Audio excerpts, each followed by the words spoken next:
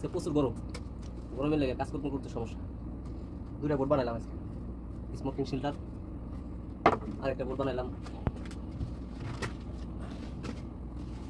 Generator area. যে গরম ভাই, গরমের শেষ নাই, গরমে ঐতিহ্যবাহী